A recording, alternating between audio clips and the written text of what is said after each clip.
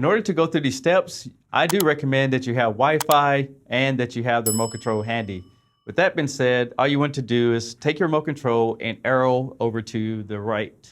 Once you go to the right, you'll end up at this particular screen right here. On this video, I have hooked up an over-the-air antenna, plus I have hooked up a gaming console to HDMI 1. But whatever you have plugged into it, it should show it on the screen if that device is turned on. Then you want to go ahead and press on next.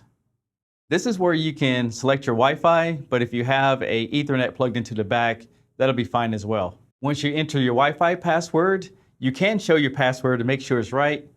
Once that's all done, just move over here to where it says done and select. Now that your Wi-Fi is connected, we can move on to the next step. This TV does have terms and conditions, but you can read through everything if you like.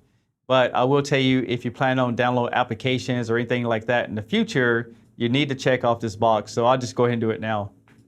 The next step, you want to go ahead and create a Samsung account. And I will give you guys a heads up, if you don't do this or have a Samsung account, you will not be able to download applications. As you see here, you can't download applications, you can't have a auto TV setup, and you cannot connect the TV to SmartThings application right there. So since I already have an account, I'm gonna go ahead and sign in, but you can create an account right there if you need to. Now, in order to sign in, I can go ahead and enter my username and password, or I can use the website and just sign in that way. This will expire in 29 minutes, but all you need to do is pull up your smart camera and you will scan it. It's gonna open up Samsung's website, and then you can sign into your account right there if you already have one. That code right there is what you're going to go ahead and enter. All right, so I went ahead and verified the code, and now we can go to the next step. Now for this step, it will register your TV with that Samsung account, and this is great so you can do backups and restore later on.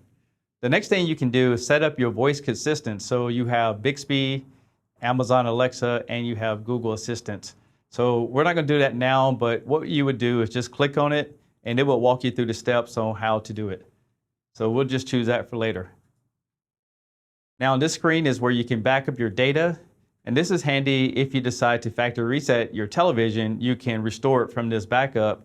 Or if you have another TV in the house that's a Samsung that also uses the system, you can restore your television, vice versa, from those particular backups.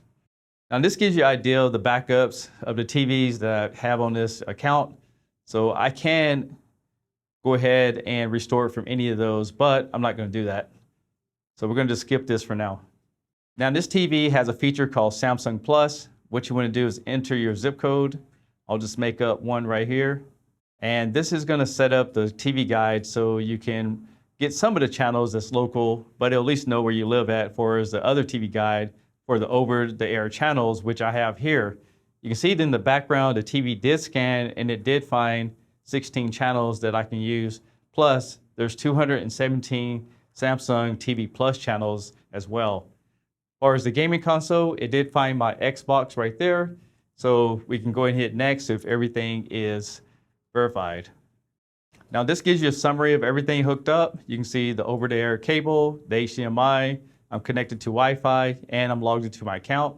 I can go ahead and press on next. Now, if you have Amazon Prime or Hulu, you can go ahead and click on these and they'll download these applications to your TV, or you can go ahead and press on skip. Here's a few other applications you can add, like Tubi, Spotify. Now at this point, you can go ahead and enjoy the Smart Hub by hitting yes. But there's a few last steps we need to take.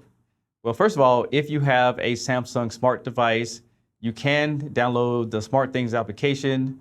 With NFC, you just take the phone and put it right up to the television, but there are some requirements that it requires a Samsung phone with Android 8.1. So if you have that, then you're good to go.